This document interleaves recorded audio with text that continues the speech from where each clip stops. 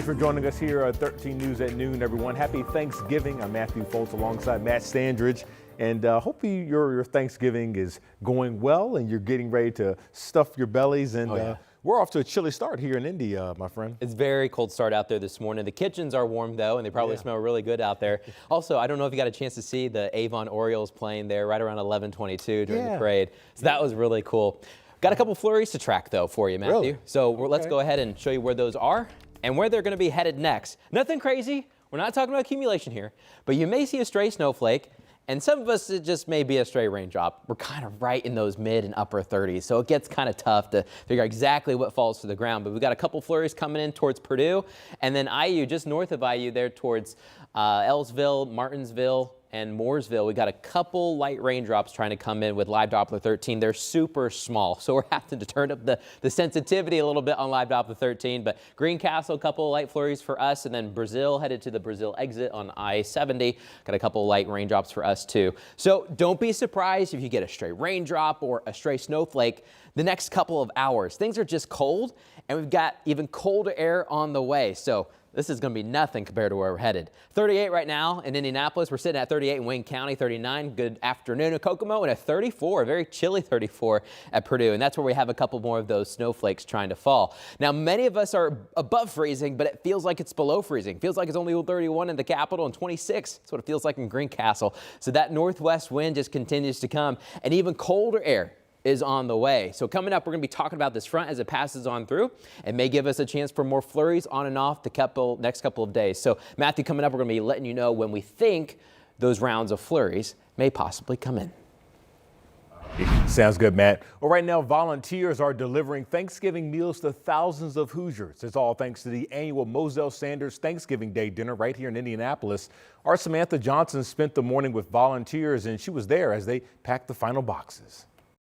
Well, this is what it looks like inside as we are packing what's left of these meals. It's been a busy day already. They're putting the finishing touches on some of these. You can see quite the assembly line to make sure this all comes to fruition. And I want to say hello to one of the organizers. This is Michael. He's one of the volunteer chefs here.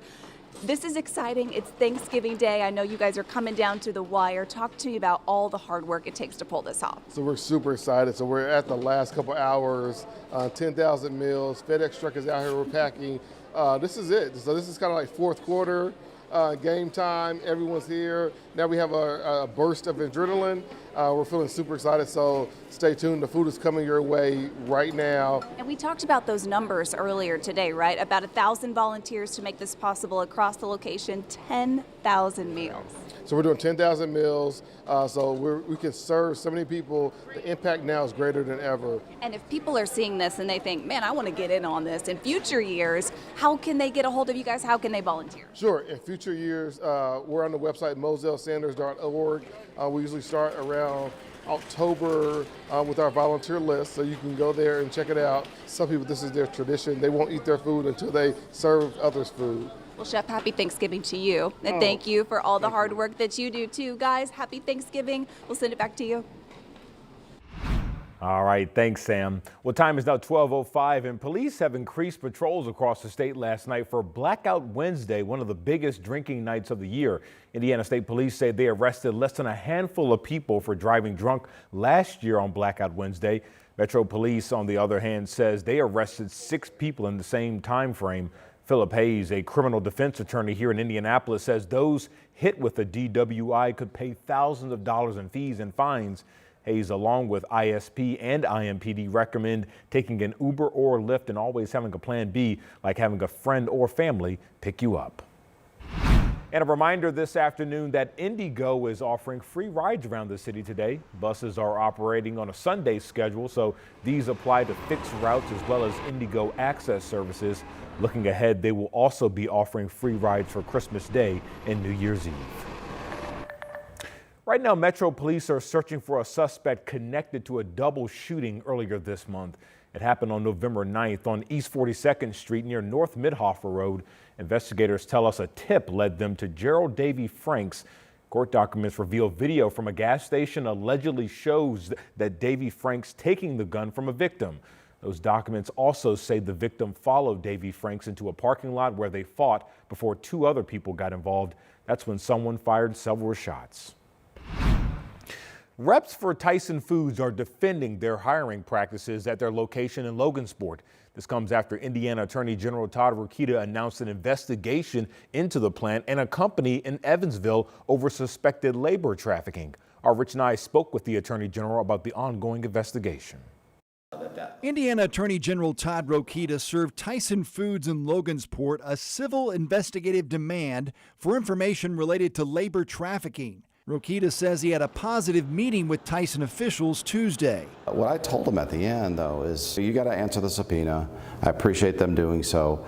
But if everything going on in Logansport or everything they're doing is on the up and up and legal and it's the other stuff is just rumors and innuendos, not just tell me about it, go tell the community about it. Tyson responded that company representatives appreciated the opportunity to meet with Rokita to discuss his inquiry, update him on our hiring policies, and share the contributions our Logansport facility makes towards the Indiana economy. In contrast to the cooperation from Tyson Foods in Logansport, Rokita says that Berry Global Group in Evansville is fighting the subpoena. Rokita suspects companies are acting as magnets for cheap labor, bringing an influx of immigrants and straining social services in those communities. The Immigrant Welcome Center in Indianapolis is not directly involved in this investigation, but is concerned about the impact. I feel like it really diminishes the work that we in the community are doing and could really push back on our immigrant neighbors to feel comfortable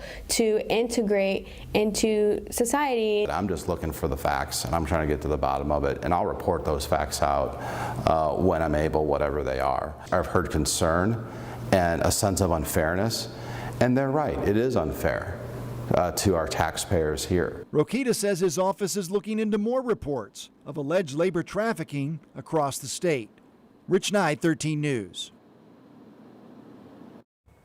Your time is now 12:08. Tomorrow, we are celebrating Downtown Indy Inc. Circle of Lights presented by IBEW Local 481. And the Soldiers and Sailors Monument is ready to go. So be sure to join us downtown tomorrow night on Monument Circle to see all the action firsthand. You can catch our Chuck Lofton, Jalea Brooks, and Felicia Lawrence on the Circle. And if you can't make it, don't worry, you can watch it live at 6 o'clock right here on Channel 13. And once the Soldiers and Sailors Monument is all lit up, there will be a new experience taking place over at Monument Circle. Downtown Indy Inc. is planning a winter version of Spark on the Circle. So the park-like environment along with the circle will feature festive music, Santa meet and greets, as well as festive refreshments on the Northwest Quad. You'll be able to stop by and enjoy it every Saturday and Sunday from 4 to 8 p.m. through December 22nd. This version of the Spark will not impact traffic along the roundabout. Hey, take a look at this. Avon High School Marching Band representing the Hoosier State about less than an hour ago in the Macy's Thanksgiving Day Parade. They had to deal with a little bit of rain, but hey, that did not stop them from showing out and putting on a great show. The band has 3 state and 2 national marching band titles under their belt just within the past 4 years. So we're sending a big congratulations to them this morning for taking on the honors in that great Thanksgiving Day Parade. And later this afternoon, it's the National Dog Show. Roughly 1,800 dogs will be representing more than 200 breeds in the competition to determine Best in Show. It all takes place today at 1 p.m. right after 13 News here at noon. Great. 3 American Hoosiers are back home, or 3 Americans, I should say, are back home this holiday after being detained in China for years. Coming up, we're hearing from the families celebrating this homecoming. Hey, Matt. Hey, Matthew, we are talking about cold air coming in. It's already chilly across central Indiana, but it's going to get colder as we get closer to the weekend. How cold? We'll talk about it. We'll see you in 3.